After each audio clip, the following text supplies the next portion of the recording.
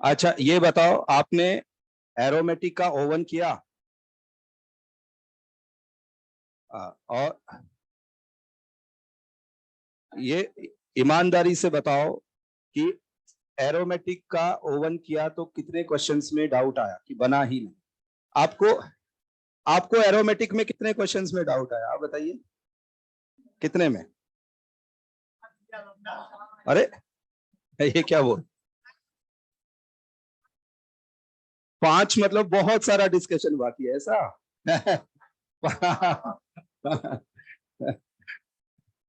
लेकिन नहीं, इनको एक बात के लिए बिल्कुल अप्रिशिएट करेंगे कि ये सिस्टमेटिक बहुत है। अपना मैं इनको देखता हूँ, ये पूरा करके आते हैं, दैट्स वेरी गुड, है ना? कुछ बच्चे डिस्कशन में, आपकी क्लास में कई सारे बच्चे डिस्कशन में एक्टिवली पार्टिसिपेट करते हैं, उनमें से एक ये है ना?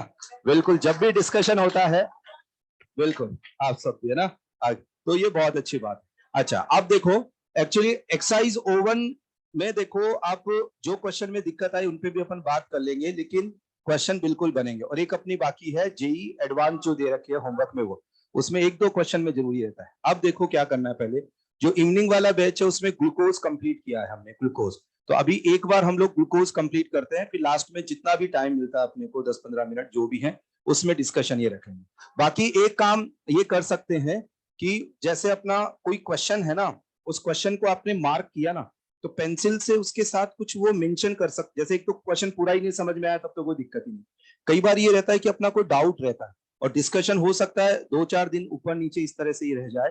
तो क्योंकि अभी अभी तो हमने एरोमेटिक खत्म किया ही है, तो हम लोग ऐसे कोई पीछे नहीं है डिस्कशन में, आप उसका वो लिख सकते हैं ना। एक बार मैं ग्लूकोज को यहाँ पे बात कर लूं, 5-7 क्वेश्चन मैक्सिमम हो सकते हैं ओवन में, और जेई एडवांस में 1-2 जो पैराग्राफ वगैरह में, क्योंकि कुछ अदर इंफॉर्मेशन है एनिलिन का, मतलब वो कुछ 1-2 बातें, तो उस वजह से यहाँ दिक्कत है ना, तो अपन बात करें। अच्छा अब देखो, यहाँ पे एक बात बताओ, ग्लूकोज में हमने एनोमर पढ़ लिया था, एपीमर तक पढ़ लिया था, चलिए ठीक है। अब यहाँ पे लिखिएगा reducing and non reducing sugar, आप हेडिंग डालिएगा रिड्यूसिंग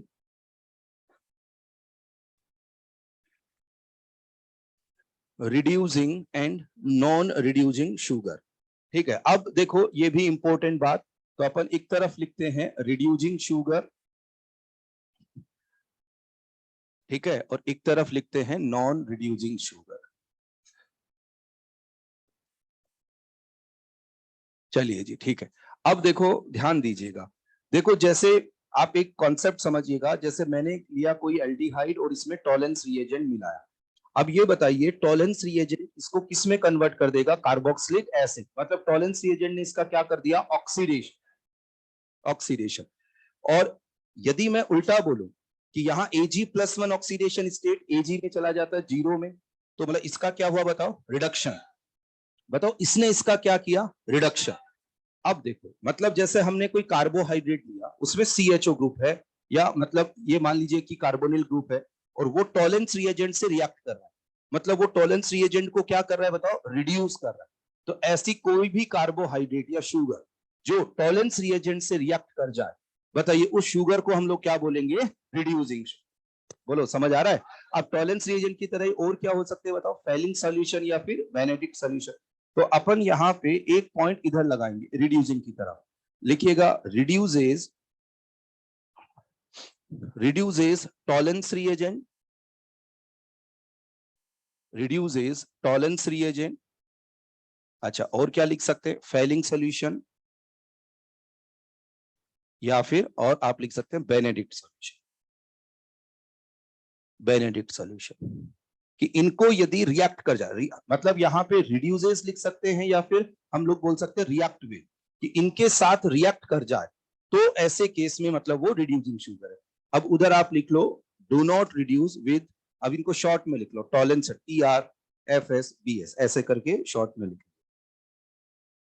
नॉन रिड्यूसिंग में आप उधर की तरफ do not reduce Tollens reagent, Fehling solution, Benedict solution, ठीक है, इस तरह से। अब अगली बात समझिएगा, देखो हमने ग्लूकोज, आप थोड़ा पढ़ के आए भी पिछला, है ना? चलिए देखिए ये ग्लूकोज है, और इस ग्लूकोज के अंदर हमने देखा कि यहाँ इस तरह से एक लिंकेज बनती है, ठीक है। अब इसमें क्या होता है देखो, एक जो ये ऑक्सीजन आगे कार्बन से कनेक्ट है, ये ऑक्सीजन आगे हाइड्रोजन से कनेक्ट है। तो बताओ इस लिंकेज को हम लोग कौन सी लिंकेज बोलेंगे? Hemi acid. और हमने ये पढ़ा था कि जब इसमें हम टॉलरेंस रिएजेंट मिला है तो इसको क्या कर देता है? ओपन कर देता है। तो देखो यहाँ क्या ऑब्जर्वेशन है कि कार्बोहाइड्रेट्स के अंदर दो तरह की लिंकेज बनती है, एक तो हेमी एसिटल और एक कुछ कार्बोहाइड्रेट में एसिटल। हेमी एसिटल लिंकेज जो होती है वो ओपन हो जाती है ना। जब तक ये ओपन नहीं होगा कार्बोनिल ग्रुप नहीं बनेगा। तो इसका मतलब देखो गौर करिएगा बात पे कि रिड्यूसिंग शुगर वही होगी जिस कार्बोहाइड्रेट में एटलीस्ट एक, बताइए क्या हो? Hemi acetal linkage. अब ये एटलीस्ट वन क्यों बोला? क्योंकि डाइसैकेराइड तो दो यूनिट है, दोनों में से किसी भी एक यूनिट के अंदर ये हो गया। तो यहां पे सेकंड पॉइंट लगा के लिखिएगा, should have at least one hemiacetal linkage। hemiacetal linkage। अब hemiacetal linkage को सिंबॉलिकली रिप्रेजेंट करना है तो आप बस इसको ऐसे पहचान सकते हैं कि ऐसे कार्बन पे जाओ जिसपे दो ऑक्सीजन हो, एक पे आगे कार्बन लुका हो, एक पे हाइड्रोजन। अब ये सब बातें तो बहुत अच्छे से जान, should have at least one hemiacetal linkage.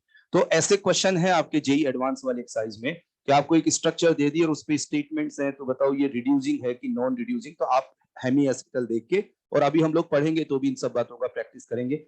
अब उधर लिखते हैं नॉन रिड्यूसिंग में, लिखिएगा should have acetal linkage. Should have acetal linkage. अब जो एसिटल लिंकेज है ना उसको आप बना लीजिए, जैसे यहाँ पे आ गया ये OR और इधर यहाँ पे क्या आ गया ये OR, है ना। तो ये हो गया शुड हैव एसिटल लिंकेज। चलिए यहाँ पे ये बात हुई। अब हम आगे बात करते हैं और आप हेडिंग डालिएगा। अब कौन कौन सी रिड्यूसिंग नॉन वो अभी सब लिख लेंगे। लिखिएगा म्यूटा रोटेशन, साइक्लिक से एसाइक्लिक या एसाइक्लिक से साइक्लिक बने, है ना। तो ऐसे केस में जो ऑप्टिकल रोटेशन में चेंज आता है, बताइए उसको क्या बोलते हैं? म्यूटा रोटेशन। अच्छा ये बताओ, पिछली क्लास में मैंने आपको पाइरेनोज फॉर्म बनाना सिखाया था, आया सभी को, है ना। अच्छा मैं आपको एक और तरीके से बता सकता हूँ, लेकिन अब इसमें कंफ्यूज नहीं होना। जैसे आपने पिछला पढ़ा, आपको लगता है उसी से आपको करना है, आप उससे करो।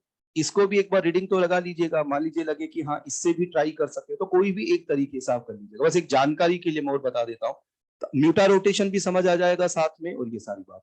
चलो अब हमने एक काम करते हैं, आप साथ साथ लिख सकते हैं कि सबसे पहले जैसे मैंने लिया यहाँ पे डी ग्लूकोज।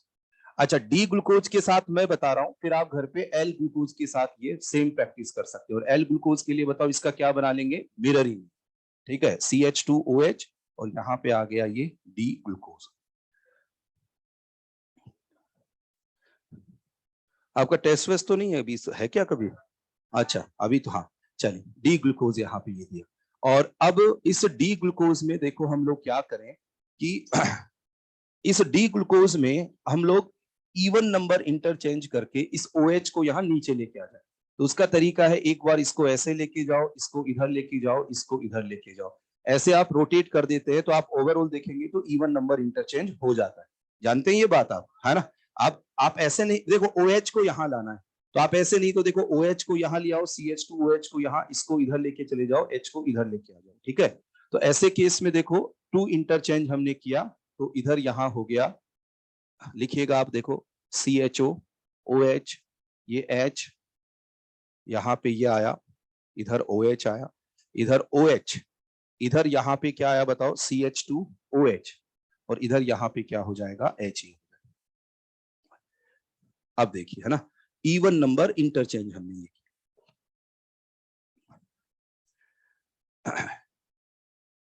यहां से आगे बढ़े अब, है ना। चलिए देखिए, अब यार गौर करना एक बात, मैं इस हिस्से को यहां से पकड़ता हूं और इसको इस तरीके से लेके चला जाता। देखो बहुत आसान, देखिएगा आप, मैं यहाँ पे एक बार देख लीजिएगा फिर आप बना सकते हैं कि जैसे मैं यहाँ देखो ये है CHO और मैंने क्या किया, इस हिस्से को पकड़ा OH को, बस इसको ऐसे फोल्ड कर दिया।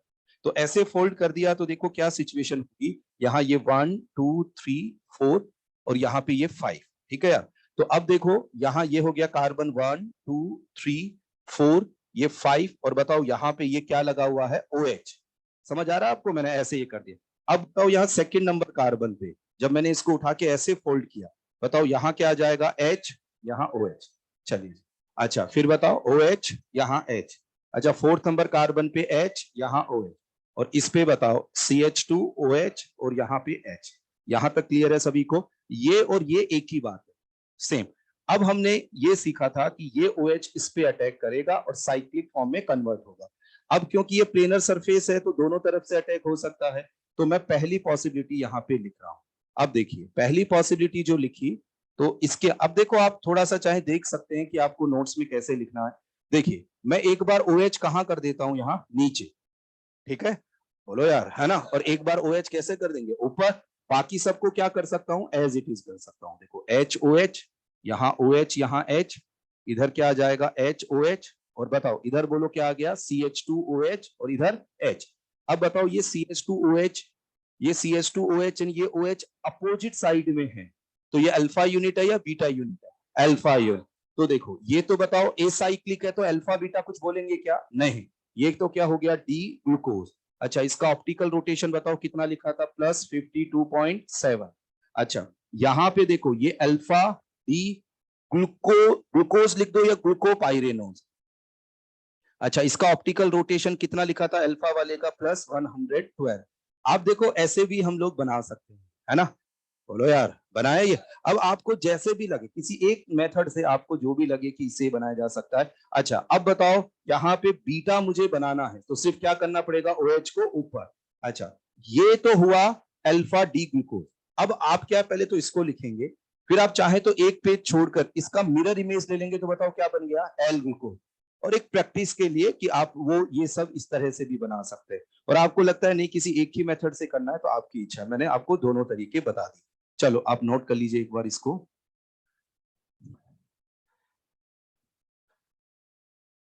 यहाँ OH यहाँ H, ये H यहाँ OH,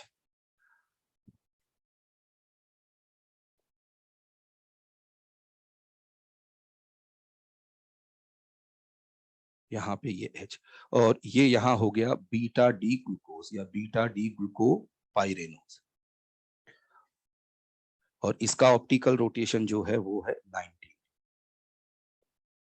तो इस तरीके से मैं आपको अभी लिखवा दूंगा कि म्यूटा रोटेशन क्या होता है, कि साइक्लिक से एसाइक्लिक में कन्वर्ट होने के दौरान, मतलब जैसे इसको पानी में हमने घोला, तो उस दौरान जब इस तरह का कोई चेंजेज हो रहा हो ऑप्टिकल रोटेशन में, तो म्यूटा रोटेशन वहां पे रहता है।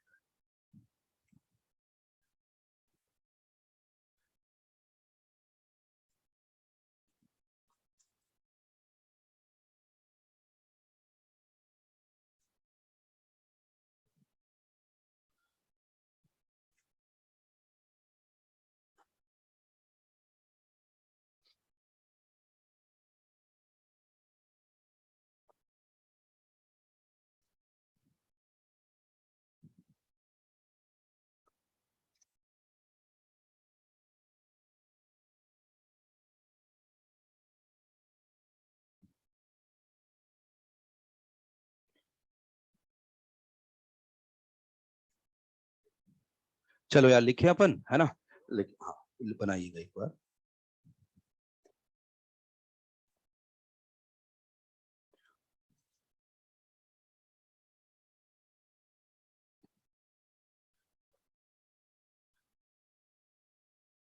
वैसे अल्फा डी ग्लूकोज को याद रखे, डायरेक्ट डायरेक्ट याद रखिए, तो बीटा वाला कैसे बन जाएगा बताओ, OH को अपोजिट कर दो। अच्छा ये बताओ एल ग्लूकोज वाले बनाने हैं, तो इनकी क्या बना लो, मिररिंग। तो इतना टाइम कोई देगा नहीं, एग्जाम में आए, तो बस अल्फा डी ग्लूकोज याद रखना आसान, बस उसका इसका ध्यान रखो। बाकी तरीके फिर अलग अलग ये हैं, कोई कैसे समझाता है कोई कैसे समझाता है। चलो अब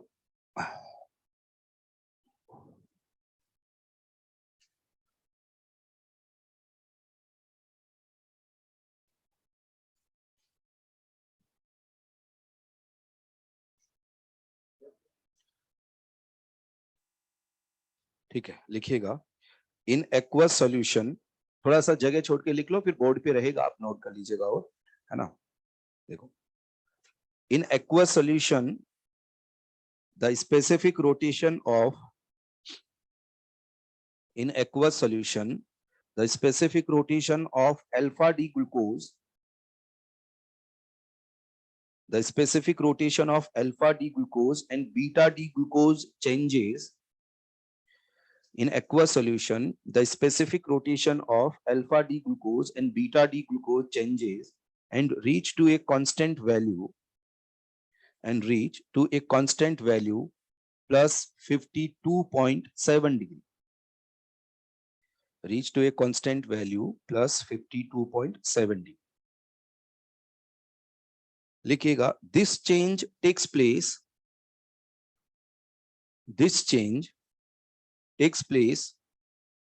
due to opening of cyclic hemiacetal structure. This change takes place due to opening of cyclic hemiacetal structure. लिखिए, this type of change in specific rotation,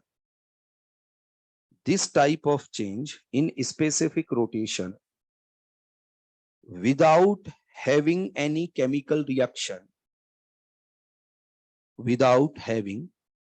this type of change in specific rotation without having any chemical reaction is known as mutarotation. Without having any chemical reaction is known as mutarotation. चलिए, ठीक है, तो ये म्यूटारोटेशन। अब ये तो देखो मैंने स्टैंडर्ड फॉर्म में आपको लिखवाया, वैसे हम लोगों को रटना है नहीं, ठीक है, और बोर्ड के हिसाब से हमारे लिए वही बातें इंपॉर्टेंट ज्यादा है जो एनसीईआरटी में है। अब उसमें कितना है वो देख लेंगे। इसमें बस ये है साइक्लिक से एसाइक्लिक। अब इसको जिन बच्चों ने नहीं लिखा वो लिखते रहिए और एक बात ध्यान से समझिएगा। देखो, ये बताओ जैसे ये बताओ, पहली बात तो इसमें अपन लिंकेज ढूंढते हैं। आप ये बताओ कि ऐसा कार्बन देखो जिसमें एक कार्बन पे 2 ऑक्सीजन हो, क्या ऐसा कोई कार्बन है? देखिए ये रहा। अब यहाँ ऑक्सीजन के आगे कार्बन, ऑक्सीजन के आगे हाइड्रोजन, कौन सी लिंकेज? Hemi acid. बताओ ओपन कौन सी हो पाती है? Hemy acid. और ओपन होने पर ऑप्टिकल रोटेशन में जो चेंज होगा वो म्यूटा रोटेशन।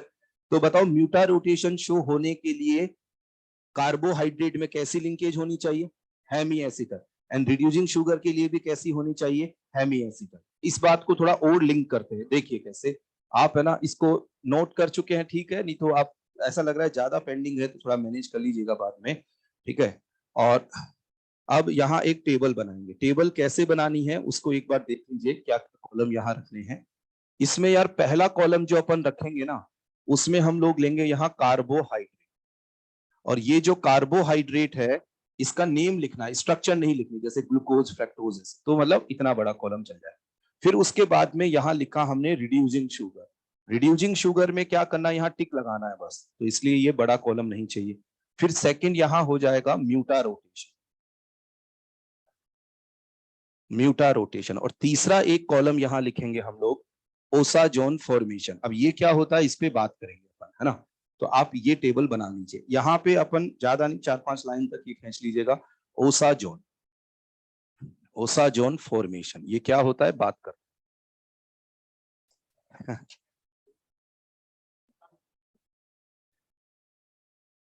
रिड्यूसिंग शुगर, म्यूटा रोटेशन,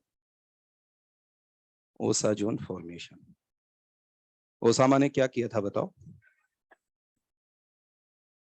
मतलब उससे पहले जो ये वेस्टर्न कंट्री जो होते थे ना, ये मानते भी नहीं थे कि आतंकवाद कोई प्रॉब्लम भी है। इनको लगता था कि कुछ क्या होता है, हमारे यहाँ तो कुछ नहीं है। फिर ऐसा हुआ है ना कि उसको मानना पड़ा। नहीं पहले क्या था, कोई सुनता नहीं था बात की, भाई बताते थे ना कि ये पड़ोसी देश ऐसा कर रहा है, वो कर रहा है, तो लगता था कि नहीं। उल्टा क्या करते थे, दोनों देशों को हथियार, जैसे एक देश को हथियार बेचा, दूसरा नाराज हुआ, अरे तुम्हें उससे भी बढ़िया देता हूं मैं, है ना, ठीक है। तो ऐसे क्या अपना इकोनॉमी ग्रो किया और सारा, और बाद में जब ये हुआ तब पता चला नहीं यार प्रॉब्लम तो बड़ी है, और फिर काफी सारा ये सब। लेकिन यही है, जिसके पास पावर होता है उसके पास सब कुछ रहता है, और फाइनली, है ना। और आप टेक्नोलॉजी देखो, आपने अभी कुछ दिनों पहले देखा कि जो इसका उत्तराधिकारी था उसको ड्रोन से मारा, है ना। और मतलब पहले बात तो जब पावर है तो किसी से डरना नहीं, जिसको जो समझना। और वो ऐसा था कि वो बालकनी में घूम रहा था, बालकनी में बस हो रहा, बाकी और कहीं कोई नुकसान नहीं, है ना। तो वो वहां तक डेवलप वो चीजें कर दी है कि ड्रोन से बैठे बैठे ही जबरदस्त है ये, नहीं जबरदस्त है। चलो अब इधर आगे बढ़ते हैं। नहीं, आप लोगों को क्या डर है ना? आप लोगों को तो अभी कुछ और खतरा हो सकता है ना? है ना? चलो। अभी जब तक जेई एग्जाम नहीं हो, बालकनी में बैठ के पढ़ना थोड़ा कम ही रखो, है ना?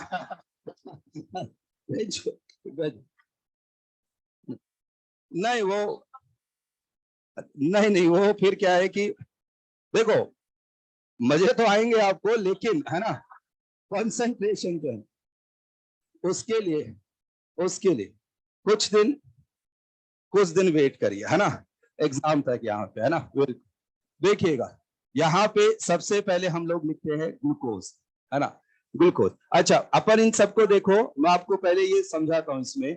बताओ, रिड्यूसिंग शुगर के लिए कैसी लिंकेज होनी चाहिए? Hemi acid. अच्छा, म्यूटा रोटेशन में भी हमने तभी देखा कि जब तभी ओपन होगा जब यहाँ पे हेमी एसिड। अब यार एक बार देखो, मैं इसको आपको बताऊंगा आगे पूरा लिखकर, लेकिन आपको मैं एक बात बताता हूँ। देखो, ओसाजोन क्या होता है कि पीएच एनएच NH2, इसके साथ इसके 3 मॉलिक्यूल्स रिएक्ट करते हैं, कार्बोनिल ग्रुप जो होगा कार्बोहाइड्रेट का उसके साथ। अब पहले बात तो ये होता है, ऐसी रिएक्शन हमने कहां पढ़ी? कार्बोनिल में। कौन से टॉपिक में? Ammonia derivative. अच्छा, इसका नेम बताओ, बोलो, थोड़ा ट्राई करो, देखो, बोलो, देखो, बोलो बोलो, आएगा, देखो आएगा। NH2 क्या होता है? हाइड्राजिन, फिनाइल हाइड्राजिन, याद है? और फिर यहाँ पे फिनाइल पे 2 NO2 लगा दो तो 2,4-DN। ठीक है, तो अब होता, देखो अब बात समझिएगा, इसको अभी लिखना नहीं क्योंकि इसको पूरा का पूरा हम लोग मैक्रीन के साथ ही करेंगे, कि यहां से H2O रिलीज होगा, 3 मॉलिक्यूल इसके रिएक्ट करेंगे, ओसाजोन बनेगा। तो इसका मतलब ओसाजोन बनाने के लिए क्या होना चाहिए? Carbonyl group. कार्बोनिल ग्रुप तब बनेगा जब रिंग ओपन हो, और रिंग ओपन तब होगी जब हेमी एसिटल लिंकेज हो। तो अपन एक काम करते हैं, साइड में कहीं ये लिख लेते हैं कि ये तीनों तभी होते हैं जब कार्बोहाइड्रेट में कौन सी लिंकेज हो? Hemi acetal. मतलब ये तीनों होंगे तो एक साथ होंगे, वरना नहीं होंगे, है ना। ये कॉन्सेप्ट यहाँ है। ओसाजोन के लिए C double bond O group चाहिए जो रिंग ओपन होने पे आएगा। म्यूटा रोटेशन कॉन्सेप्ट ये होता है, रिड्यूसिंग की बात हम कर ही चुके। तो ये तीनों या तो एक साथ प्रेजेंट होंगे या एक साथ एब्सेंट, और साइड में आप लिख लो, इन तीनों के लिए ही साइक्लिक स्ट्रक्चर के अंदर मतलब हेमी एसिटल लिंकेज होनी चाहिए। तो ग्लूकोज को तो हम पढ़ चुके हैं, यहां देख चुके हैं कि इसमें साइक्लिक हेमी एसिटल लिंकेज है। बाकी सबको लिख लेते हैं, जैसे पढ़ेंगे इस बात को प्रूव, तो एक साथ अपने पास ये इंफॉर्मेशन यहाँ आ जाएगी। ग्लूकोज के बाद में हम बात करें फ्रैक्टोज, तो ये भी यहाँ पे तीनों के तीनों ये शो कर रहा है, मतलब इसमें भी हेमी एसिटल लिंकेज है। फिर उसके बाद में लिखिएगा माल्टोज, इसके अंदर भी सारा का सारा ये। फिर उसके बाद में फ्रैक्टोज, ये तो हो गया। लैक्टोज पे आइएगा, लैक्टोज में भी ये। फिर उसके बाद में हम बात करेंगे सुक्रोज, सुक्रोज के लिए मना करिएगा। फिर हम बात करें सेल्यूलोज, एंड एक हो जाएगा स्टार्च। तो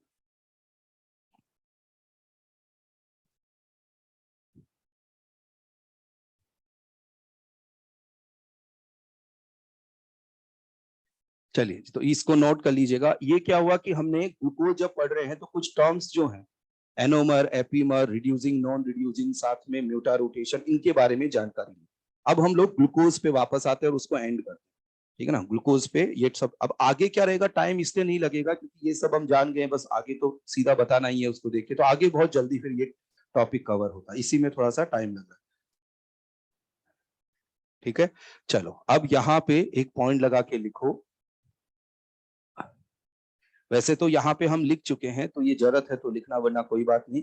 glucose is a reducing sugar, मतलब हम वापस से ग्लूकोज के बात यहाँ कर रहे हैं। Glucose is a reducing sugar. अब आप जरूरी है तो आगे लिख सकते हैं, it reduces Tollens reagent, Fehling solution और बेनेडिक्ट सॉल्यूशन, है ना। यहाँ पे ये glucose is a reducing sugar, it reduces Tollens, Fehling, Benedict. चलो, अब इसके बाद नेक्स्ट पॉइंट लगा के लिखिएगा, लैब टेस्ट ऑफ ग्लूकोज। हाँ, लैब टेस्ट ऑफ ग्लूकोज की लैब में इसको आइडेंटिफाई करना हो। कुछ लैब टेस्ट है, कुछ मैं एक दो ऐसे ही यहाँ बता रहा हूँ। तो आप देखो ऐसा लिखिएगा कि जैसे आपने लिया ग्लूकोज, और ग्लूकोज की रिएक्शन हम लोग यहाँ पे जैसे देखना, जैसे हमने यहाँ लिखा 2,4-DNP। बताओ यार क्या करेगा, 2,4-DNP मिलाएंगे तो क्या होगा? नहीं, क्या हो जाएगा? नेगेटिव। हाँ, क्योंकि वो रिंग को ओपन नहीं कर पाता। अब ये हमें कॉन्सेप्चुअली नहीं ध्यान रहेगा, इसको हमें याद करना है। जैसे 2,4-DNP वाली बात तो एनसीईआरटी में भी आप पढ़ोगे कि 2,4-DNP, उसी से 2,4-DNP के एग्जांपल से समझा रखा है कि साइक्लिक फॉर्म जो रहती है वो इसमें मतलब कैसे दोनों फॉर्म एग्जिस्ट। तो 2,4-DNP टेस्ट नहीं देता है ग्लूकोज, उससे आप आइडेंटिफाई नहीं कर सकते। अच्छा, शिफ्स रिएजेंट के साथ बताएं, नहीं करता, बिल्कुल सही हो। अच्छा, फिर देखो अब ये NaHSO3 कोई लैब टेस्ट तो नहीं है, लेकिन व्हाइट क्रिस्टलाइन कंपाउंड बनता है जनरली एल्डिहाइड के साथ। तो कलर तो यहाँ व्हाइट क्रिस्टलाइन कंपाउंड बनता है। बताओ इसके साथ रिएक्ट करेगा क्या? नहीं करेगा। अब ये याद ही करना रहेगा इसमें ना। और फिर हम लोग बात करें टॉलेंस रिएजेंट,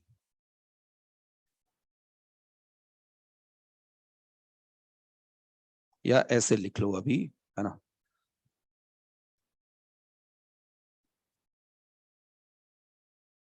टॉलेंस, बताओ टॉलेंस रिएजेंट के साथ रिएक्ट करने का मतलब किस बात की कंफर्मेशन है कि हाँ, मतलब कि इसके अंदर एक एल्डिहाइडिक ग्रुप होता है, वो उसको ये कंफर्म ये कर रहा है। अच्छा, उसके बाद में यदि हम लोग इसमें फेलिंग सॉल्यूशन या बेनेडिक्ट सॉल्यूशन मिलाए, क्या रिएक्शन देगा? आंसर होगा यस। तो ये भी इस बात को प्रूव कर रहा है कि CHO ग्रुप इसके अंदर भी।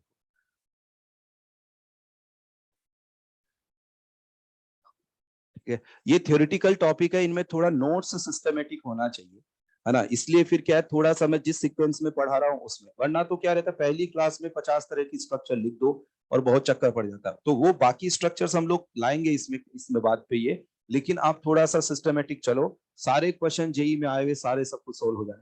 अब यहाँ आगे एक और लिख लेते हैं, हालांकि ये कोई लैब टेस्ट एज सच नहीं है। NH2OH के साथ रिएक्ट कर लेता है और ऑक्साइम बनाता है। जब ये ऑक्साइम बनाएगा तो इसका मतलब इस बात को प्रूव कर रहा है कि इसमें कार्बोनिल ग्रुप होता है। एल्डिहाइड कीटोन स्पेसिफिक नहीं कर पाएगा ये, लेकिन ये बता देगा कि कार्बोनिल ग्रुप। चलिए जी, ये तो हुआ ग्लूकोज से रिलेटेड ये सारी बातें। अब ग्लूकोज में एक लास्ट बात हम लोग पढ़ते हैं, केमिकल रिएक्शंस ऑफ ग्लूकोज। अब केमिकल रिएक्शन में अच्छी बात ये है कि जो हमने अभी तक पढ़ा लगभग सारी रिएक्शन मतलब रिएजेंट उसी टाइप के हैं, कोई एक वो ओसाजोन फॉर्मेशन नया मान लीजिए। लिखिएगा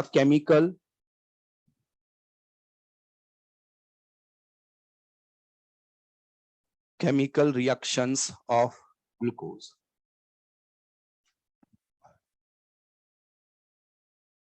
chemical reactions of glucose, chemical reactions of glucose में देखो सबसे पहले लिखिएगा केस फर्स्ट। देखो अब यहां समझिएगा, कुछ वीक रिएजेंट होते हैं जो साइक्लिक स्ट्रक्चर को ओपन नहीं कर पाते। बताओ साइक्लिक स्ट्रक्चर में कौन सा फंक्शनल ग्रुप होता है? OH। ठीक है, तो उसकी वजह से रिएक्शन, तो रिएक्शन ड्यू टू OH, है ना। OH की वजह से रिएक्शंस पे बात कर, ये सब आपके लिए बहुत आसान है। चलिए जी बात करते हैं। देखिए यहां अपन साइक्लिक स्ट्रक्चर और कोई भी एक ले लो, जैसे हम लोग अल्फा वाली यूनिट ले लेते हैं। अब ये सब आप आंसर करेंगे। बताओ अल्फा बनाना है तो मैं यहाँ OH लिख दूं, तो बताओ CH2OH कहां लिखूंगा? ऊपर, इनको अपोजिट साइड। अब ये बताओ, ये ऊपर OH तो मतलब ये नीचे है OH, तो अगला भी नीचे, फिर ऊपर, फिर बस ये हो गया अल्फा डी ग्लूकोज। ये H यहाँ लगाओ, ये इधर लगाया, ये हमने अल्फा डी ग्लूकोज यहाँ ये लिखा। ठीक है, अब इसमें पहली रिएक्शन पे बात करते हैं। देखो आप इनको जितना साथ साथ तैयार करोगे ना, तो क्लास में जितनी बार लिखने में आएगा याद हो जाएगा। तो आप इनको थोड़ा घर पे साथ साथ लिखो।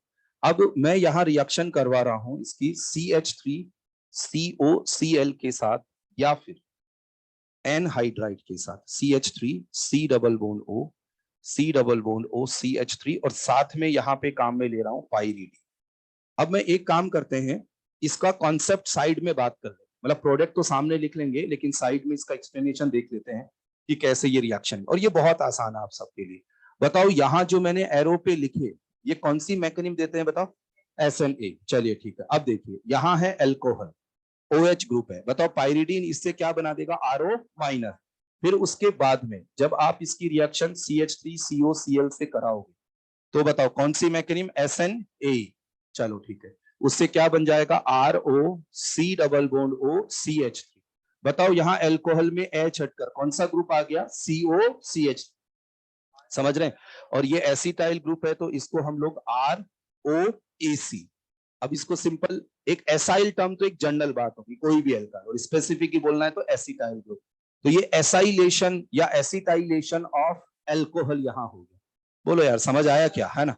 चलो तो अब अपन क्या करते हैं, देखिए इधर हमने साइड में लिखा, ये सभी बच्चे ध्यान देंगे कि यहाँ जितने भी हाइड्रोजन्स हैं बताइए वो सब हटके, हाइड्रोजन कौन सा जो किस पे लगा हो, ऑक्सीजन पे। बताओ कौन सा ग्रुप लग जाएगा यहाँ, COCH3 ग्रुप, एसिटाइल ग्रुप यहाँ लग जाएगा। तो इसको हम लोग बोल सकते हैं एसिटाइलेशन ऑफ एल्कोहल। समझ आया आपको ये, है ना? चलो आप साइड में हिंट ऐसे लिख लो और इसका प्रोडक्ट अपन बना देते हैं। देखिए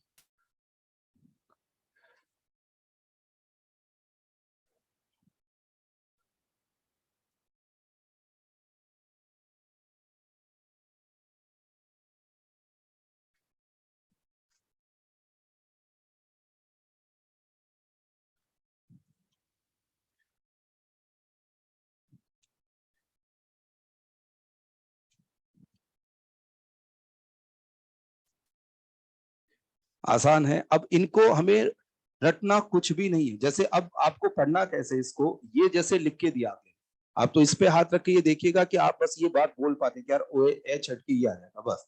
तो ये बहुत आसान है, आपको बस इनका बेसिक आइडिया है तो लिख लीजिए इसको। खूब बार ड्रॉ करनी पड़ेगी ये स्ट्रक्चर से बार बार ये सब, है ना? हाँ तो इनमें प्रैक्टिस में आ जाएगा पूरा।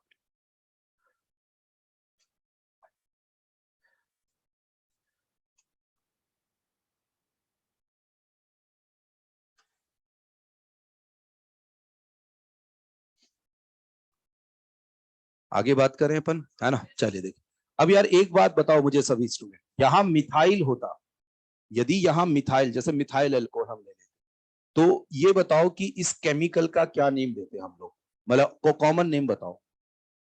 यहाँ पे मिथाइल होता, यहाँ आर की जगह यदि हम लोग कोई भी एल्काइल जैसे मिथाइल रख देते, पहले तो ये बताओ ये फंक्शनल ग्रुप कौन सा है, एस्टर।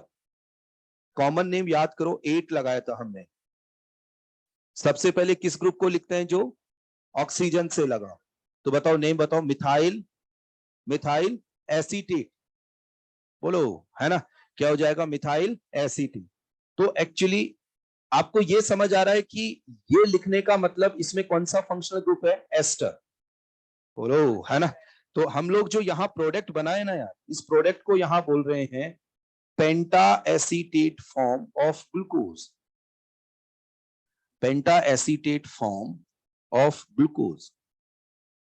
और ग्लूकोज की पेंटा एसीटेट फॉर्म का बनना इस बात को बताता है कि ग्लूकोज की साइक्लिक स्ट्रक्चर में कितने OH होते हैं, बताइए, 5 OH, है ना? कि पेंटा एसीटेट फॉर्म का बनना इस बात को बताता है कि ग्लूकोज की साइक्लिक स्ट्रक्चर में 5 OH यहां हो।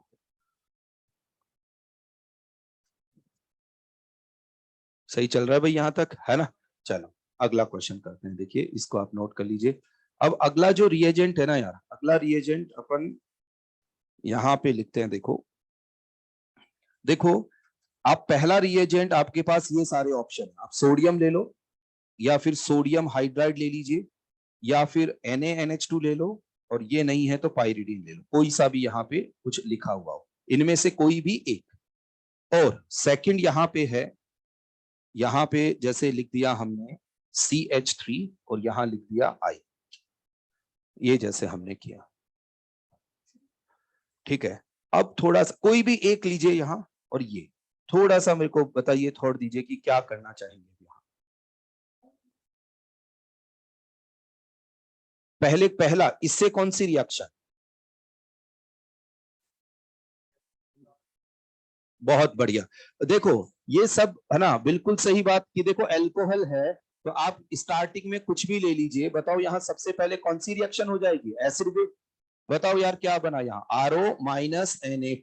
अच्छा इसकी रिएक्शन किसके साथ, CH3R। बताओ कौन सी रिएक्शन हो गई, SN2। क्या बन गया यहाँ, RO CH3 ये बने। समझ आया आपको ये, है ना?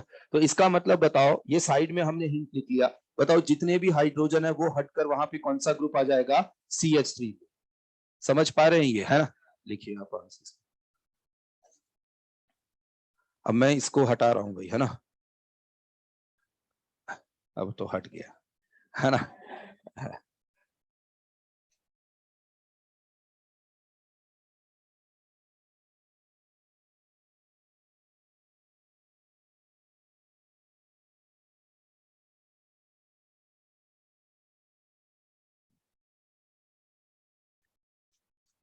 तो ये हो गया पेंटा मिथाइल डेरिवेटिव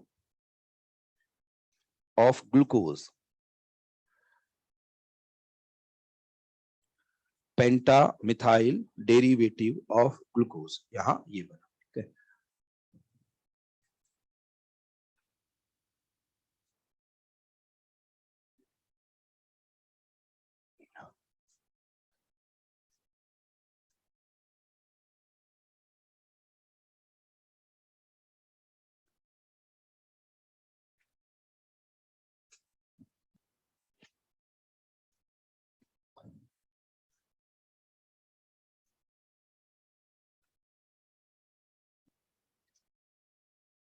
चलिए जी, अब हम बात करेंगे इस पे, है ना? इस पे यहां बात करेंगे। देखिए, एक बात समझिएगा, ऐसा एक क्वेश्चन एक बार रेस में भी ये था कि ये क्या करेगा, H प्लस जो है वो OH पे अटैक करेगा और वाटर रिलीज कर देगा। क्या रिलीज कर देगा? वाटर।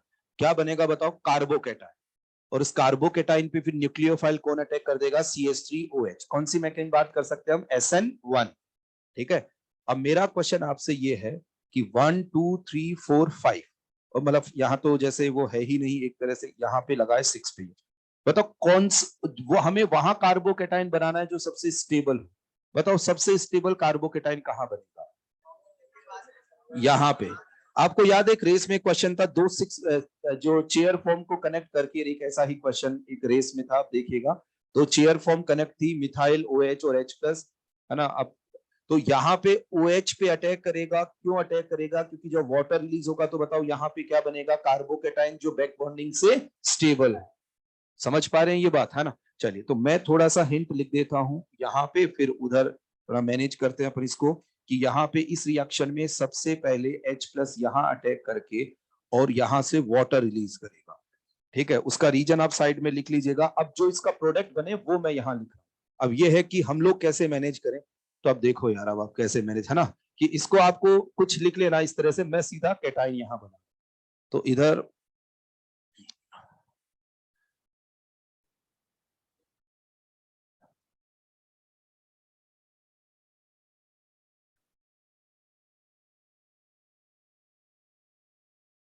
यहाँ पे ये रहा, इधर आ गया H, इधर आ गया OH, इधर OH,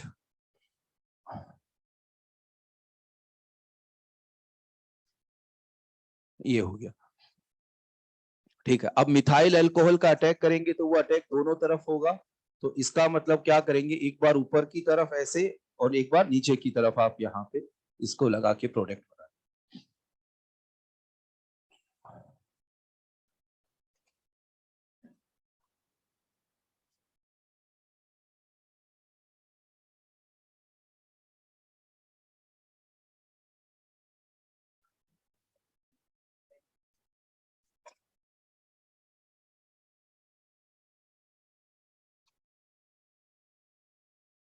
बाकी ग्रुप एज इट इज आ जाएगा। इनको लिखने में टाइम लग रहा है, बाकी क्वेश्चन में तो पुराना सारा पढ़ी हुई है बात, तो ये सब जानते हैं ना।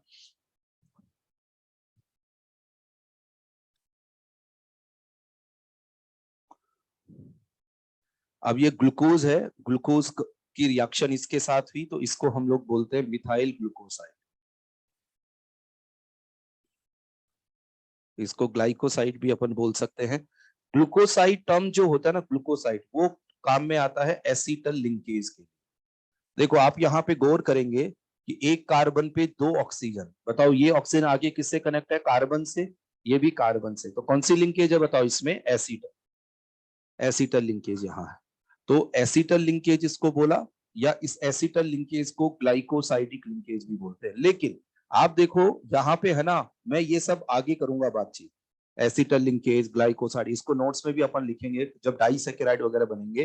तो यहाँ ज्यादा कुछ ऐसा नहीं है, जैसा आपको आप लिख लो, बाद में अपने आप लिंक हो जाएगा। जो ग्लूकोसाइड है, दैट मीन्स ये टर्म काम में आती है फॉर एसिटल लिंकेज। इसमें मिथाइलेशन होते ही एसिटल लिंकेज बन जाती है, तो मिथाइल ग्लूकोसाइड। और जो एसिटल लिंकेज है उसको ग्लाइकोसाइडिक लिंकेज भी बोला जाता है। ठीक है, चलिए अब ये हो गया reaction due to OH as first. ये 3 रिएक्शन थी और कुल मिला के कॉन्सेप्ट तो वही पुराना था, बस थोड़ा इसमें कैसे हम लोग इनको इंटरेक्ट करा सकते हैं वो बात यहाँ पे।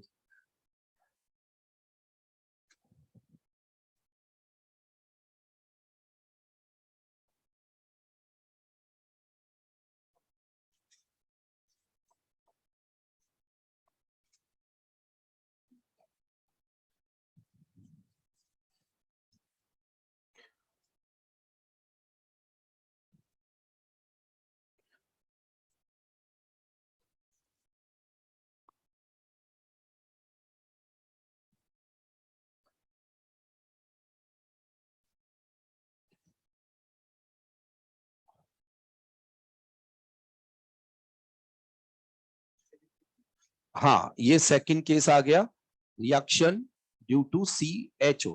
अब देखो अभी अभी कुछ दिनों पहले ही हमने कार्बोनिल पढ़ा, तो इसका मतलब ये सब रिएक्शन तो बहुत आसानी से बनी जानी है ना। रिएक्शन ड्यू टू CHO,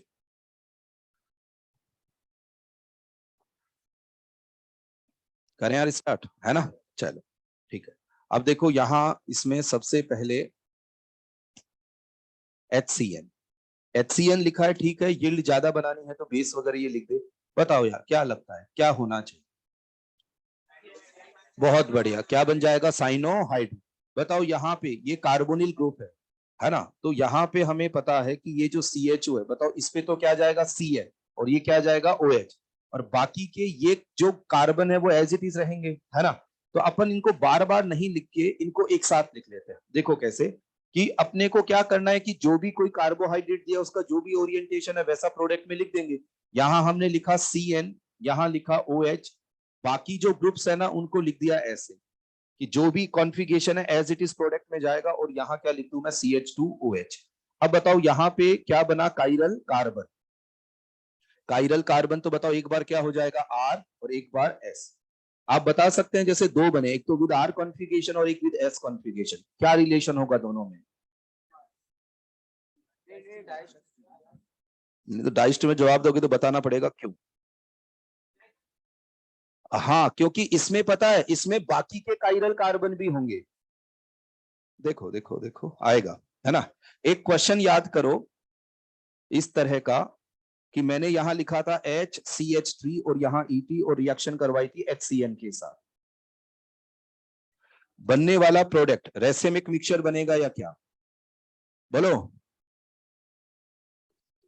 हाँ, ओए बोलो यार, है ना। क्या बनेगा इसमें प्रोडक्ट? डाइस्टीरियोमर। क्यों बनेगा? क्योंकि इसका तो फिक्स कॉन्फ़िगरेशन है R, या कोई भी ले लिया S, और इसमें एक बार क्या होगा बताओ? R, और एक बार क्या हो जाएगा? S, जबकि इसका तो क्या रहेगा? R ही रहे। तो इसमें इनका तो फिक्स कॉन्फ़िगरेशन है। आप सोचिए एक बार इधर OH लगा दो एक बार इधर, लेकिन ये तो कुछ चेंज हुआ ही नहीं। तो मिरर इमेज वहां, क्योंकि बाकी एज इट इज आ गया ना यहाँ पे। समझ पा रहे हैं ये वाली बात, है ना। चलो, नहीं समझ पाए तो भी कोई बात नहीं, स्टीरियो में यहाँ पे कोई नहीं उलझाना है ना। इधर ये बाकी आप और सोचिएगा, डाउट तो पूछ लीजिएगा, अभी आगे तो बढ़े नहीं, है ना। क्योंकि अब कई बार ये सब बातें भी जैसे याद नहीं आती कि ये कब हो गई बात, है ना। तो ये हो चुकी है ना। अब देखो, मैं एक बात आपसे पूछता हूं, आप आंसर तब दीजिएगा जब मैं आपसे पूछूं, लेकिन उसको अभी नोट्स में देखना नहीं, बाद में क्वेश्चन यही हो जाएगा कि कहां लिखा था हमने, है ना। चलिए, क्वेश्चन अब यहां ये है कि मैं इसमें ब्रोमीन वाटर मिला, आंसर बोलेंगे नहीं, केवल ये है कि ग्लूकोज आपके सामने लिखा रखा है, मैंने ब्रोमीन वाटर मिलाया। अच्छा चलिए, आंसर बोल भी सकते हैं कि क्या होना चाहिए।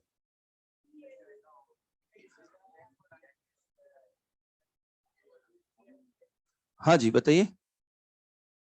अच्छा अच्छा, वो एल्कीन वाला, वो नहीं, वो नहीं। अच्छा अच्छा, और हाँ, क्या बताया था क्वेश्चन ये? हाँ, वेरी गुड, बिल्कुल सही बात।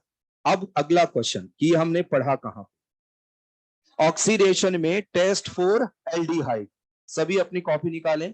टेस्ट फॉर एल्डिहाइड्स में सबसे लास्ट वाला टेस्ट देखें, हमने हेडिंग डाल, यदि है तो, वरना ये कॉपी में दिखाना और करना ये सब वैसे है। यदि आपको मैं रिकॉल ये करा रहा हूं क्योंकि देखो आपको याद, आप इसको पढ़ेंगे टेस्ट, ये ऑक्सीडेशन ऑफ कार्बोनिल कंपाउंड जिसमें टेस्ट फॉर एल्डिहाइड्स में टॉलेंस रिएजेंट, फेलिंग सॉल्यूशन वगैरह किया, वहां ब्रोमीन वाटर। अब अपन एक काम करते हैं, ये अपने को याद आए तो अपन यहां लिख देते हैं कि ये CHO को COOH में।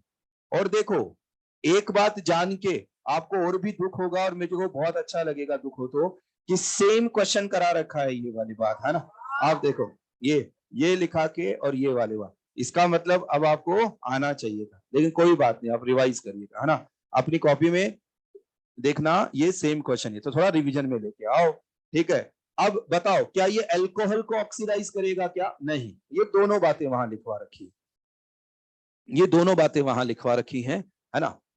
चलो अब आप ऐसा लिख लो हिंट कि CHO को COOH में, तो देखो ऊपर क्या है बताओ, COOH, बाकी क्या रह गया बताओ, CHOH, और यहां पे इधर क्या रह गया, CH2OH। एक्चुअली यहां पे ये हो गया CH2OH, केवल CHO को किस में कन्वर्ट कर देगा, COOH में। इसका नेम भी लिखवाया था, बहुत बढ़िया, ग्लूकोनिक एसिड, बहुत बढ़िया, है ना। हाँ, अच्छा दिखा ना ये, हाँ। अब ग्लूकोनिक एसिड ये बना, अब आगे देखिए,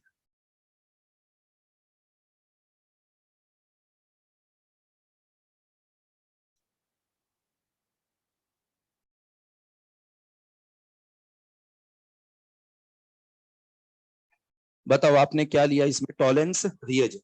अब एक बात समझना, देखो, है ना, एक बात समझिएगा, बताओ टॉलेंस रिएजेंट क्या करता है, CHO को किस में कन्वर्ट कर देता है, COOH। गौर करना यार सभी बच्चे, ये जो ग्लूकोज है इसमें टॉलेंस रिएजेंट मिलाने पर टॉलेंस रिएजेंट इस CHO को किस में कन्वर्ट कर देगा, COOH। इस तरह का एसिड क्या होता है, ग्लूकोनिक एसिड। लेकिन क्योंकि हम बेसिक मीडियम काम में ले रहे हैं तो क्या बनता है वहां पे, सॉल्ट, बोलो, है ना। तो क्या हम ये कह सकते हैं कि ग्लूकोज में टॉलेंस रिएजेंट मिलाने पर क्या बनता है बताओ, सॉल्ट ऑफ ग्लूकोनिक एसिड, और साथ में यहां पे Ag डिपॉजिट होगा इन सिल्वर मिरर टेस्ट। ये मैं उस टाइम लीडर वगैरह बैच में थोड़ा लिंक कर देता, ये सब बातें, है ना। टॉलेंस रिएजेंट का लिखा दिया था, हाँ, हाँ। अरे वाह यार, है ना, तो आप लोगों का यहाँ भी करा, सॉल्ट ऑफ ग्लूकोन। अच्छा, अब यदि मैं यहाँ फेलिंग सॉल्यूशन या बेनेडिक्ट सॉल्यूशन ले लिया जाए तो भी बताओ, सॉल्ट ऑफ ग्लूकोनिक एसिड और साथ में क्यूप्रस ऑक्साइड, बताओ इसमें PPT कैसा आता है, रेड PPT, बहुत बढ़िया।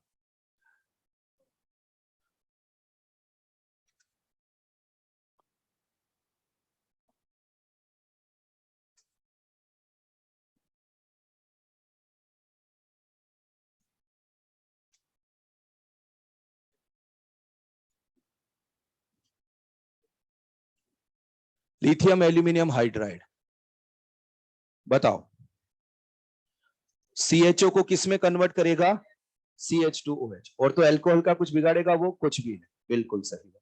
तो देखो CH2OH, और यहाँ बाकी के ग्रुप एज इट इज यहाँ पे, और लास्ट में यहाँ CH2OH, और ये सॉर्बिटॉल।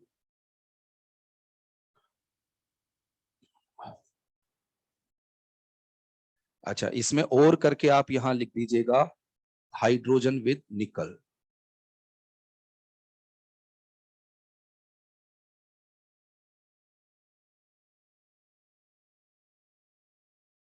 इसका आंसर देना आप सभी बच्चों को, मैंने यहां लिख दिया HNO3 या कॉन्सेंट्रेटेड HNO3, याद करके दीजिएगा पहले।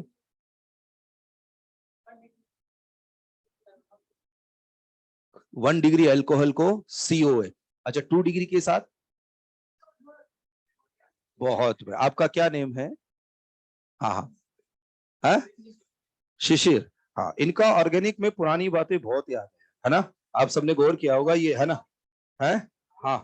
अरे जबरदस्त है ना, बहुत बढ़िया भाई, बहुत आप सभी बच्चों का है, लेकिन ये इनसे मैं थोड़ा ज्यादा इंप्रेस हूँ इस मामले में केमिस्ट्री में, है ना, बहुत बहुत।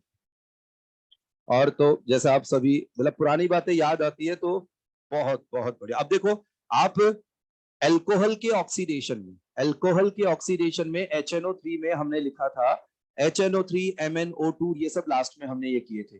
1 डिग्री एल्कोहल को ये ऑक्सीडाइज करता है, 2 डिग्री 3 डिग्री को नहीं करता। लेकिन एक बार बताओ 1 डिग्री को कहां तक लेके जाएगा ये कार्बोक्सिलिक, तो बताओ, तो इसका मतलब 1 डिग्री से कार्बोक्सिलिक, तो बीच में क्या बनेगा, कार्बोनिल कंपाउंड।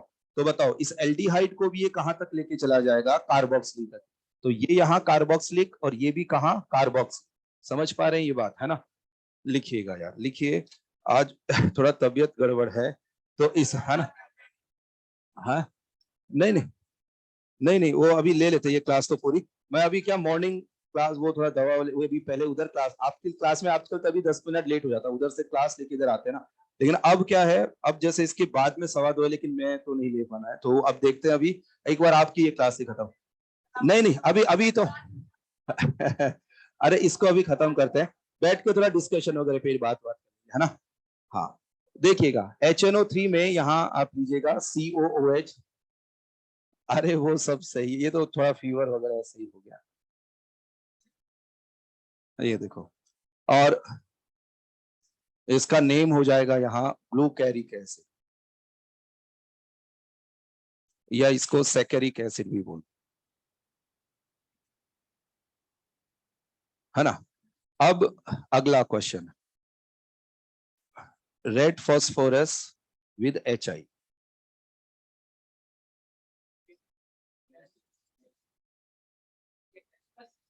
ये एल्केन के लिए स्पेसिफिक है ना, एल्केन यहाँ पे ये बना था। तो अब यस, ये क्या बन जाएगा, एन हेक्सेन। एन हेक्सेन का बनना इस बात को प्रूव करता है कि ग्लूकोज की पेरेंट कार्बन चेन में 6 कार्बन एटम्स होते हैं, है ना। ये एन है, बहुत सारी रिएक्शन तो हमने ऑक्सीडेशन रिडक्शन में ले ली थी वहां पे, है ना। तो इसको रिवीजन की तरह हम लोग,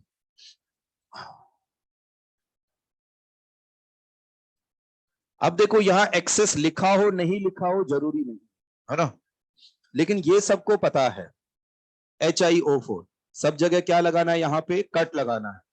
लेकिन इसको आप घर से सॉल्व, बताओ जहां फ्री वैलेंसी है वहां क्या आ जाएगा, OH, और एक कार्बन पे 2 OH, क्या रिलीज हो जाएगा, वाटर। सॉल्व कर लीजिएगा इसको, है ना। चलो अब यहाँ पे एक लास्ट, यहाँ PH NH NH2, ये जो फिनाइल हाइड्रेजिन है ना यार, इसमें इंपॉर्टेंट बात की इसके 3 मॉलिक्यूल रिएक्ट करेंगे, और ये क्वेश्चन या स्टेटमेंट में दे देते कि ओसाजोन फॉर्मेशन के लिए फिनाइल हाइड्रोजिन जो है उसके कितने मॉलिक्यूल रिएक्ट कर रहे होंगे, 3।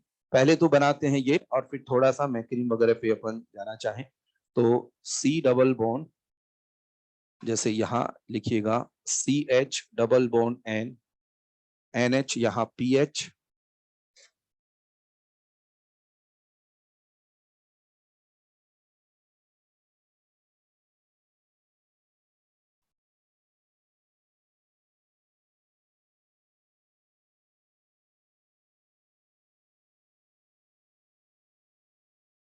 ओसाजोन, और यहाँ बनेगा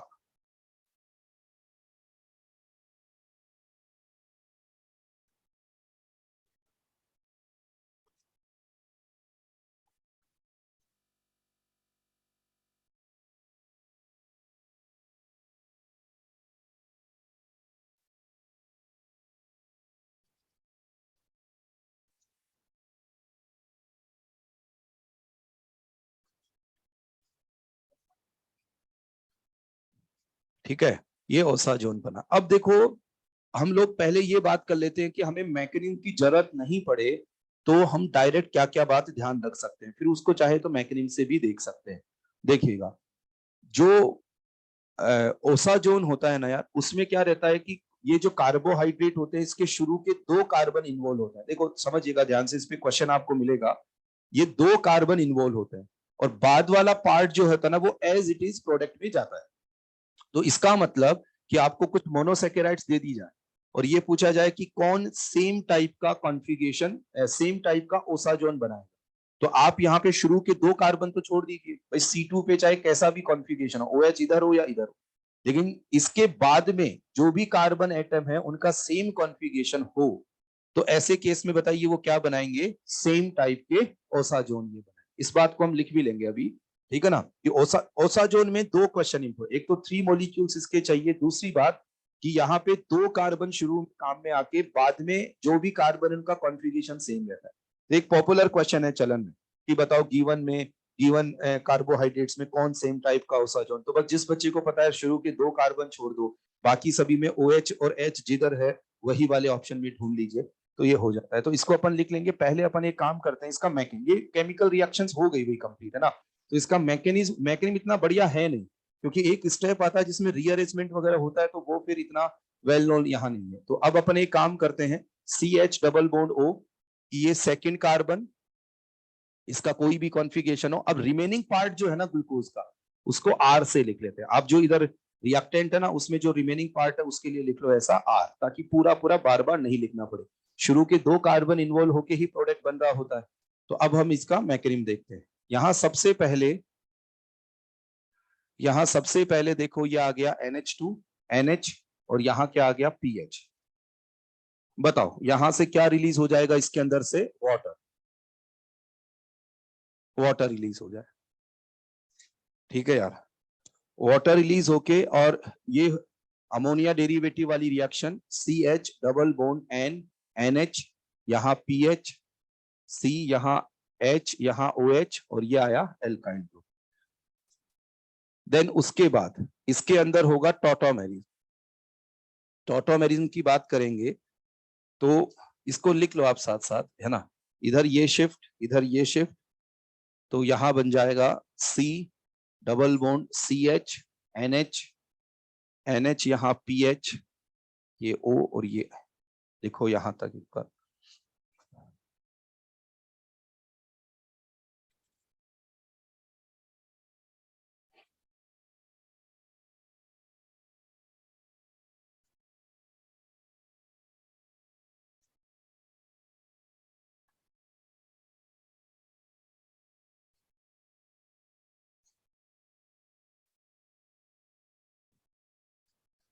लिखा आपने यहां तक, है ना। देखो आगे देखिएगा, आगे अब इसमें देखो क्या होगा यार, यहाँ पे डबल बॉन्ड पे OH है, तो ये बॉन्ड इधर से इधर शिफ्ट, ये यहां से यहां शिफ्ट, ये बॉन्ड यहां से ब्रेक होता है। एक्चुअली पता है क्या होता है, इस पे है लोन पेयर, तो ये जो नेगेटिव यहां जाता है और ये H प्लस इस पे चला जाता है। तो जो नेक्स्ट स्टेप होगा उसके अंदर, मतलब ये स्टेप थोड़ा सा यदि ध्यान रख लेते हैं कि NH यहाँ हो गया C डबल बॉन्ड O, और यहाँ R हो गया, और साथ में यहाँ बन जाएगा PHNH2, दैट मीन्स एनिलीन। तो ये तो हो गया एक मोलिक्यूल का काम यहाँ।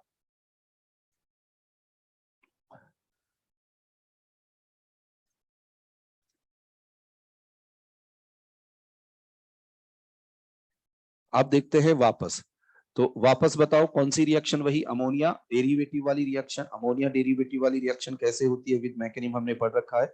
CH3 मतलब CH double bond NH, C double bond N NH PH, और यहां आ गया R।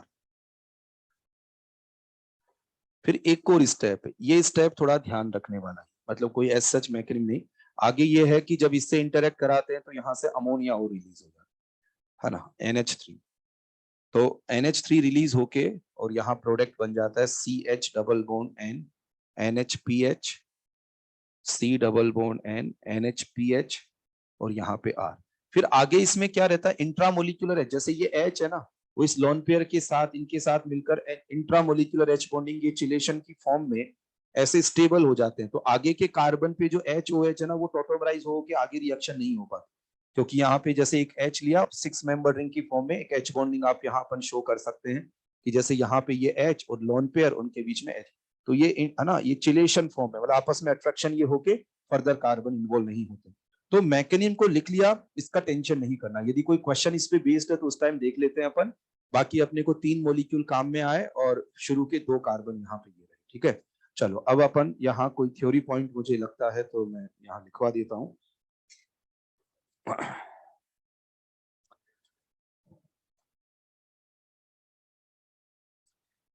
आपने लिख लिया ये, है ना। हाँ लिख लीजिए, लिख लीजिए।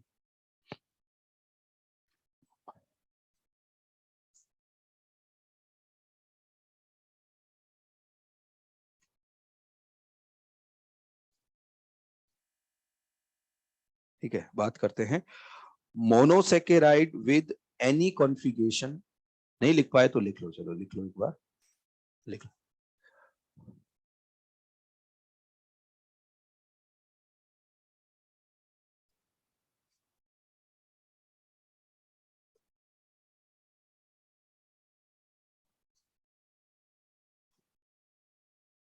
monosaccharide with any configuration, monosaccharide with any configuration at C2, C2 मतलब second number carbon, but same configuration at other chiral center, but same configuration at other chiral center. हाँ मैं वापस, हाँ, monosaccharide with any configuration at C2 but same configuration at other chiral carbon give same osazone product, give same osazone product, give same osazone product। ये questions वगैरह में आ भी जाएगा जब इस तरह की कोई बात आएगी तो, है ना। तो अब अपना ग्लूकोज वाला जो टारगेट है ना वो अभी यहाँ पे कंप्लीट हुआ, ठीक है।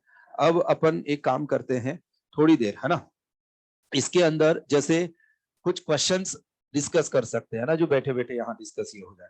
तो इसमें एरोमेटिक करा क्या सभी ने? हाँ, तो एक बार निकालिए एरोमेटिक। और जिन्होंने नहीं भी किया है ना, तो जो क्वेश्चंस में देखो, जो क्वेश्चन अभी पूछा जाएगा ना उसके अलावा डाउट आना भी नहीं, ठीक है ना, क्योंकि बहुत ओवन बहुत आसान। लेकिन एक है कि जेई एडवांस वाली एक्सरसाइज, क्योंकि इस बार जेई में क्वेश्चन थे, जेई एडवांस वाली एक्सरसाइज सब बच्चे करके लाएंगे, है ना, और सॉल्व करेंगे क्वेश्चन को, मतलब अटेम्प्ट किया हुआ होना चाहिए, है ना। क्वेश्चन देखो मजेदार एक्सरसाइज है, एक्सरसाइज एडवांस वाली स्पेशल, हाँ एरोमेटिक वाली, मतलब पहले तक में भी उसमें काफी क्वेश्चन था, अभी तो और ऐड कर दिए होंगे, लेकिन सब लोग, और उसमें ऐसे नहीं कि आपने बस जहां अटेम्प्ट किया वो लेके आओ, ताकि देखो उस पर ये बात कर पाए अपन। अब नहीं, वो अभी बात कर लेंगे, है ना, वो अभी बात कर लेंगे अगले टाइम में क्या है।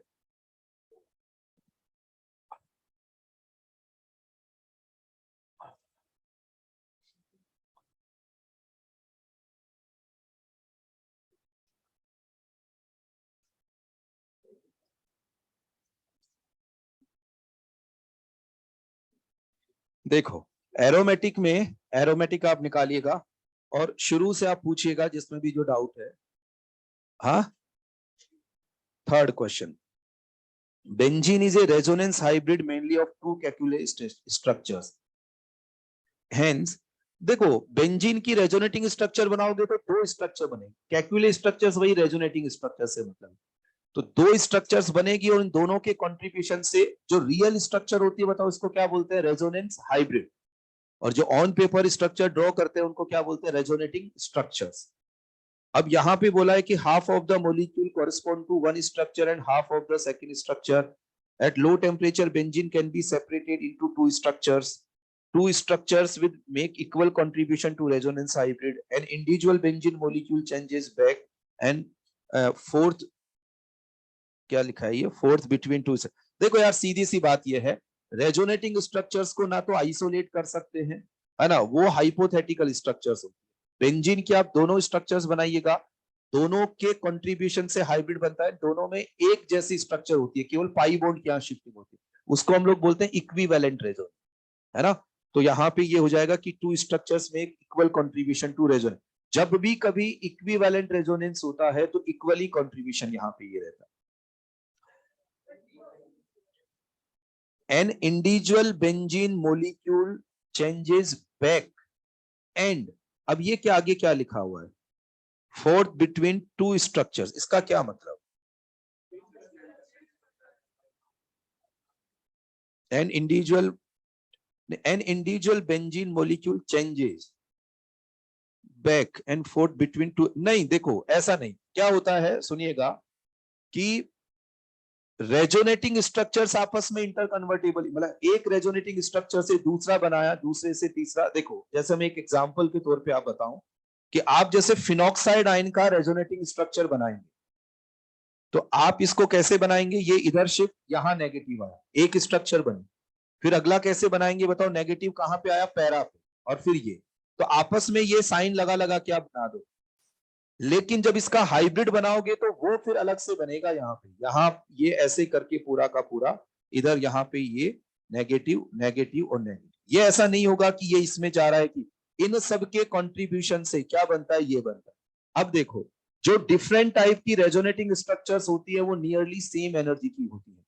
उनकी एनर्जी को या उनकी स्टेबिलिटी को बताना, ये जेई एग्जाम के हिसाब से, स्पेशली एडवांस के हिसाब से भी बहुत इंपॉर्टेंट क्वेश्चन बनता है। 2 से 3 बार जेई एडवांस में ये क्वेश्चन पूछा जा चुका है कि गिवन रेजोनेटिंग स्ट्रक्चर्स में मोर स्टेबल कौन सी है। लेकिन यदि इक्विवेलेंट रेजोनेंस हो रहा हो, इक्विवेलेंट रेजोनेंस जानते हैं सभी, है ना, जैसे हम लोग सेम टाइप की रेजोनेटिंग स्ट्रक्चर बने, जैसे कार्बोनेट आए, तो ऐसे केस में तीनों की तीनों स्ट्रक्चर एक जैसी बनेंगी इसमें। तो यहाँ पे जो हाइब्रिड होगा इसके साथ इक्वली, मतलब इन तीनों का इक्वल कंट्रीब्यूशन ही होगा। तो हाइब्रिड रियल स्ट्रक्चर है। हाइब्रिड को हम लोग इनके साथ ऐसे नहीं, ये सब ऑन पेपर बनाते हैं इसको समझाने के। तो ऐसा नहीं है कि हाइब्रिड जो स्ट्रक्चर है वो वापस से इसमें कोई कन्वर्ट होता है, कि ऐसे नहीं। ये रेजोनेटिंग स्ट्रक्चर्स है, इनसे हम लोग किसको एक्सप्लेन कर रहे होते हैं, इसको। क्योंकि देखो यहाँ पे बताओ, क्या 2 तरह का बॉन्ड ऑर्डर होता है क्या, या 2 तरह की बॉन्ड लेंथ होती है क्या कार्बोनेट आयन में? नहीं। बोलो यार, है ना, इसका बॉन्ड ऑर्डर बताओ। अरे ये तो स्पीड से बताओ ना। 4/3। अरे ये कर सकते हो ना, है ना, ये सब। और जैसे इसका बताओ, ये पर क्लोरेट आयन, इसका बॉन्ड ऑर्डर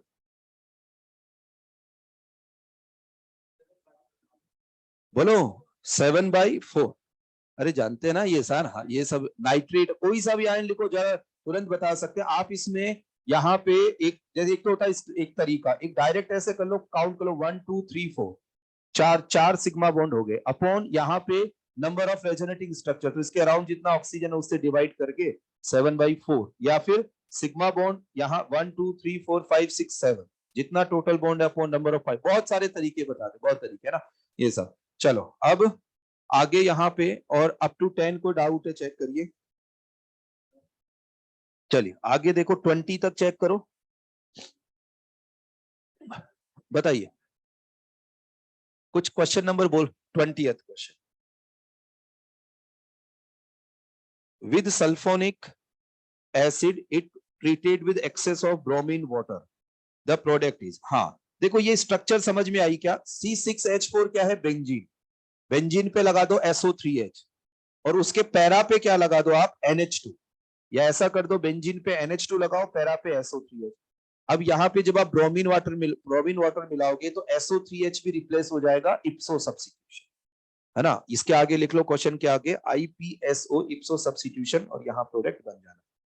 22 देखिए, इधर से कुछ इससे पहले कुछ पूछ रहे थे, कोई डाउट है इसमें? 20 से पहले देखो, बोलिए थोड़ा जोर से बोलो, जो भी डाउट है पूछो कोई। 16th question, Which order is correct decreasing reactivity ring monobromination of following compound? यार इसमें देखो, बेंजीन रिंग पे ग्रुप्स लगा लो। पहला में लगा हुआ है CH3, तो उसका बेंजीन रिंग पे कौन सा इफेक्ट होता है? अब ये तो हमने सुने पढ़ा, +H, बिल्कुल सही बात। सेकंड वाले में क्या लगा हुआ है? C6H5, मतलब क्या लगा है? COOH, कौन सा इफेक्ट? नहीं नहीं, -M, -M पहले मीजोमेरिक देखिए। और थर्ड वाला तो बेंजीन है ही, और फोर्थ वाले में बताओ क्या लगा हुआ है? NO2, तो -M। तो NO2 का -M क्या होता है? ज्यादा होता है। लेकिन कोई जरूरी नहीं है कि वहीं तक कंपैरिजन की नौबत आए। जैसे बताओ सबसे ज्यादा रिएक्टिव कौन सा हो गया? फर्स्ट, तो ए बी आंसर होगा। फिर बताओ क्या कौन सा आ जाएगा यहाँ पे? थर्ड। तो फिर आगे की नौबत दी नहीं इसने, है ना। हाँ जी, आप बताइए। चलो सभी स्टूडेंट 22 क्वेश्चन पे आओ। देखो, एक एरोमेटिक कंपाउंड है, मोलिकुलर फॉर्मूला है दिस, सभी सॉल्व करते हैं इसको। 2 ब्रोमीन लगी होगी, और यहाँ पे नाइट्रेशन कराना है। 3 isomers of formula this one were obtained, मतलब क्या होगा बताओ? एक NO2 आया, देखो सभी स्टूडेंट गौर करेंगे, बेंजीन रिंग पे क्या लगे हैं? 2 Br, वो किसी भी पोजीशन पे हो सकते हैं। लेकिन इसने क्वेश्चन ये कहा कि अब उसके बाद में जब एक NO2 हम और लगाएं, तो ऐसे केस में कितने आइसोमर्स बनने चाहिए? 3। एक्चुअली यहाँ पे हमें रिएक्शन का ये नहीं बताना है कि भाई कितना प्रोडक्ट मेजर बना, कितना माइनर बना, या कौन सा ना। एक आइसोमर्स का क्वेश्चन है कि बेंजीन रिंग पे 2 Br रखे, और जो बची हुई जगह है वहां पे NO2 लगाना है, लेकिन आपको 2 Br को बेंजीन रिंग पे ऐसे अरेंज करना है कि 3 तरह के आइसोमर्स बन जाए कि NO2 की आइसोमर कब नहीं बनेगा, जब दोनों के अंदर NO2 की सेम पोजीशन आ रही है। अब जितना भी आपको समझ में आए एक बार ट्राई करो, फिर मैं बताता हूं इस क्वेश्चन को। मतलब इसमें ऑप्शन देखोगे तो या तो आप बेंजीन पे Br को कहां लगाओ, ऑर्थो पे, या फिर कहां लगाओ, मेटा पे और पैरा पे। फिर ट्राई क्या करना है कि यार कौन सी पोजीशन पे NO2 को अलग अलग जगह लगाने पर डिफरेंट टाइप के आइसोमर्स बनेंगे।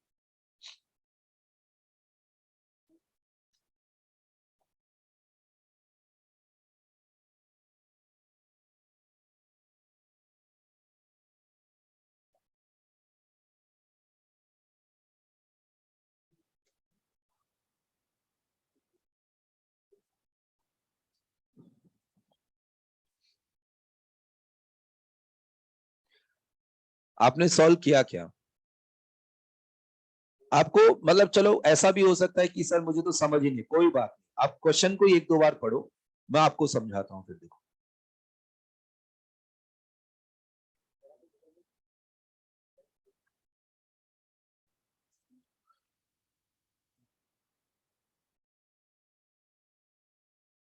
ये सब क्वेश्चन थोड़ा सा प्रैक्टिस, और जो अपन ये बोलते हैं ना कि एक्सरसाइज ओवन आसान, वो आसान बोलते हैं रिस्पेक्टिवली, कि भाई आप जो बाकी के क्वेश्चंस करोगे ये छोटे छोटे क्वेश्चंस हैं, ठीक है। अब इसमें थोड़ा सा क्या है, फिडल क्राफ्ट और इन सब के क्वेश्चंस की थोड़ी कमी है, तो वो रेस में दे ही दिया, पूरी रेस एक फिडल क्राफ्ट में दे दी है, तो बहुत सारा क्वेश्चन वहां हो गया। चलो अब मेरा एक क्वेश्चन है सभी बच्चों से, है ना। बेंजीन रिंग के 1,4 पोजीशन पे ब्रोमीन लगा है, अब बची हुई ये 4 पोजीशंस बची, बताओ यहाँ NO2 लगाएं तो कितनी तरह के आइसोमर्स बन सकते? एक ही। कैसे पता है? आप यहां पे जैसे Br है तो यहां NO2 लगाएं, तो आप देखो 1-2-4 पोजीशन आए एक तरह से, आप NO2 कहीं पे भी लगाओ 1-2-4 पोजीशन ही आएगा, मतलब सेम IUPAC नेम आएगा।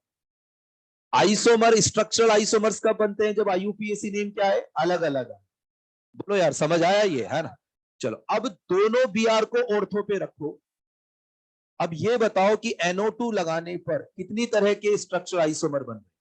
2 तरह के, क्योंकि जो दोनों Br लगे हैं उसके इधर NO2 रखो या इधर NO2 रखो एक ही बात, बोलो यार, है ना। तो ऑर्थो वाले से कितना बना, 2 बना। अच्छा इसमें फिर भी कोई दिक्कत आए ना, कोई बात, आप एक बार घर पे वापस से ट्राई करना, मेरे से और पूछ लीजिएगा चलिए। और बताओ जब मैं मेटा पे रखूं तो बताओ, एक बार तो NO2 को दोनों के बीच में रख दिया, और एक बार क्या है जो बची हुई पोजीशंस पे आप रखोगे तो भी डिफरेंट डिफरेंट बनेगा, चाहे आप ड्रॉ करके देख लीजिए। मेटा पे Br को रखिएगा, और Br को एक बार तो दोनों के बीच में रखो, और एक बार जो बची हुई पोजीशन है वहां पे रखेंगे, तो 3 आइसोमर्स यहाँ पे ये बन जाएंगे। अब इतना हिंट देने के बाद अब आपको थोड़ा सा माथापच्ची करनी है इस पे, है ना, अभी भी थोड़ा सा ये है तो, और फिर भी लगे तो आप वापस से एक्सरसाइज ओवन को हम लोग पिछली अगली क्लास में भी डिस्कशन में आप ले सकते हैं इसमें।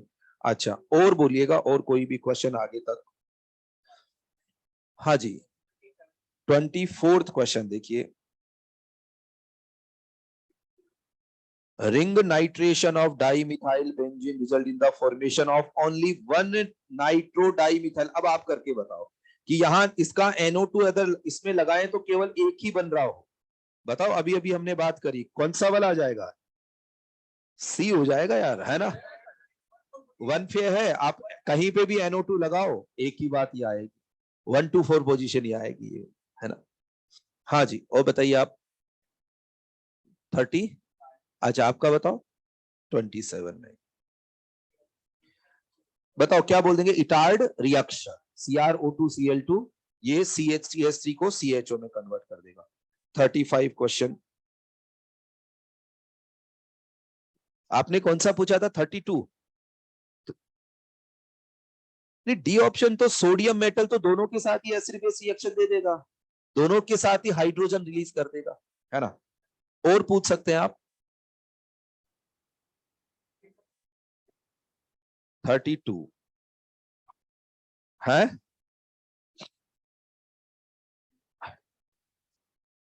रुकिए ना, ऐसा क्या, benzene on reaction with A form this one. आप इसमें देखो क्वेश्चन ये है कि क्वेश्चन क्या, बेंजीन, देखो आपको डाउट था ना इसके अंदर, है ना? तो आप देखो अब इसमें क्या रहा कि benzene on reaction with A forms this one, which on reaction with B forms this one. A and B यहाँ पे क्या होंगे? तो बेंजीन ए के साथ रिएक्शन, तो इसमें आप थोड़ा डाउट बोलेंगे। जैसे आप एक बात बताओ, फ्रीडल क्राफ्ट रिएक्शन करानी है, अब इसमें आप RCOCl AlCl3 से Cl को हटा के बेंजीन में पुट कर दो। अब ये बताओ चार, बोलो यार इसमें डाउट बोलो। RCOCl, Cl को हटा के क्या आता है? पॉजिटिव चार्ज, बेंजीन पे रखना है। अब इन चारों ऑप्शन में जो COCl दे रखा है, तो कौन सा रखना है जिसमें कि, देखो क्वेश्चन पता अच्छा कब होता है, जब आपको ऑप्शन ही नहीं देता, तो फिर भी सोचना पड़ता मैं क्या लाइन, फिर तो अपन क्या करते, बेंजीन को हटा के, ये ऑप्शन नहीं भी दे रखा होता ना, तो अपन कौन सा ग्रुप बोलते, बेंजीन को हटा के वहां क्या लगा देते, Cl, वो आंसर हो जाता। अब क्वेश्चन दे, ऑप्शन देके तो और आसान कर दिया कि जहां Cl लगा है उसको हटाओ और बेंजीन पे पुट कर दीजिए। अब जिंक अमलगम विद HCl, बताओ CO को किसमें कन्वर्ट कर देगा? CH2। समझ रहे हैं ये वाली बात, है ना? चलो इसमें और आप बात कर लो, O1 में कितना क्वेश्चन है, इसमें बहुत है क्या? हाँ, एक आधा मैं क्वेश्चन और ले लेता हूं। 33,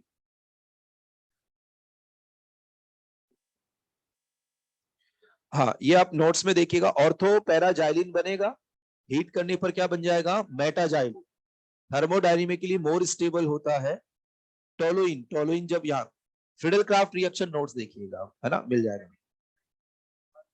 बस करो यार, अब एक आधा और देख लो, अब इतना। हाँ हाँ, नहीं नहीं नहीं, ऐसा कोई दिक्कत नहीं। एसिटोफिनोन, एसिटोफिनोन क्या होता है बताओ? पीएच, एसिटो, बताओ आप बताओ। क्वेश्चन को छोड़ना नहीं, एसिटोफिनोन नहीं भी आ रहा हो घर पे क्वेश्चन सॉल्व करते टाइम, तो फिर देखिए PHCO CH3। अब मुझे ये बताओ, ए क्या, ए कौन सी रिएक्शन बताओ? 39 में ए कौन सी रिएक्शन? बहुत बढ़िया, बेयर विलीगर ऑक्सीडेशन। तो पीएच एंड CH3 में किसका माइग्रेटरी एप्टीट्यूड ज्यादा? पीएच का। उसको हटा के क्या पुट कर देंगे? ऑक्सीजन। ठीक है, तो ये हो गया यहाँ पे, ए बन गया। ए क्या बन गया यार? एस्टर। बोलो, फिर आगे क्या दे रखा है? हाइड्रोलाइसिस। हाइड्रोलाइसिस से एक एसिड बनेगा और एक बन जाएगा एल्कोहल। अब एल्कोहल यहाँ पे क्योंकि पीएच लगा है तो क्या बन जाएगा? फिनोल। बोलो, फिनोल की रिएक्शन थैलिक एनहाइड्राइड, बताओ क्या? नहीं, थैलिक एनहाइड्राइड से HPH बन रहा था, phenolphthalein. Phenol, phenol react with phthalic anhydride.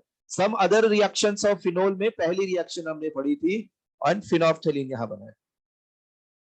नहीं नहीं, फिनोफ्थेलिन, आप some other reactions of phenol, जब नेम रिएक्शन कंप्लीट हो गई थी तो मैंने some other reactions of phenol में पहली रिएक्शन आप देखिएगा थैलिक एनहाइड्राइड की, जिसमें कि फिनोल के पैरा पोजीशन से 2 H हट रहे थे, है ना, और यहाँ पे फिनोफ्थेलिन ये बनता है। ठीक है यार, तो चलो क्लास क्लास मेरा हो गया, लेकिन अब मैं आपको, अब मैं यदि कोई डाउट्स भी है, मैं ब्रेक में भी अब नहीं बताऊंगा, आगे आप मेरे से पूछ लीजिएगा, है ना? क्योंकि अब मेरे से, मैंने क्लास क्लास ले ली, क्योंकि मैं बोल के आया था मैनेजमेंट में अभी कि मैं क्लास में जा रहा हूं, लेकिन मैं कब तक ले पाऊंगा मुझे नहीं पता, लेकिन वो हो गई, आप लोगों की एनर्जी देख के, है ना, ये हो गई। चलो, वो कोई दिक्कत नहीं। अब आप मुझे ये बताओ कि आप कहां तक आगे करके लाना चाहते हैं इसमें? जेई मेन करना चाहते हैं? हाँ, लेकिन अब हाँ, इसमें कितने क्वेश्चन है जे? हाँ, तो एक काम करेंगे, आप खुद आधे कर लो फिर, है ना, आधे क्वेश्चन कर लो इसमें जेई मेन के, लेकिन पहले अपन कार्बोक्सिलिक एसिड डेरिवेटिव वाला एक्सरसाइज कर लेंगे, और फिर ये कर लेंगे, और रेस भी थोड़ा करते रहो अपना, बढ़िया से चल रहा है सिलेबस, कोई दिक्कत नहीं है ना?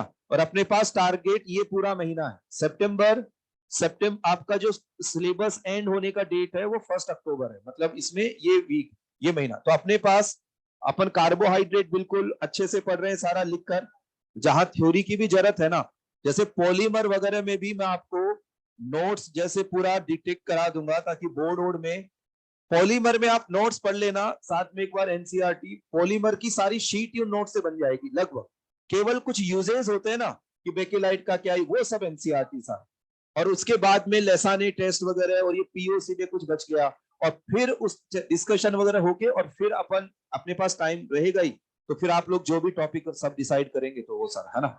चलो यार, है ना, अब मिलते हैं फिर नेक्स्ट। हाँ चलो ठीक है।